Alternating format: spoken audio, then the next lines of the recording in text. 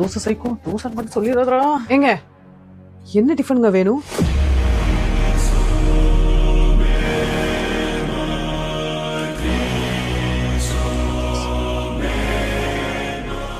தோசை. சொல்லிட்டானே. சரிங்க, ஒரு 15 minutes wait பண்ணுங்க, தோசை எடுத்துட்டு வரேன். 15 நிமிஷம் ஆகுமா? ஏன்? என்னது?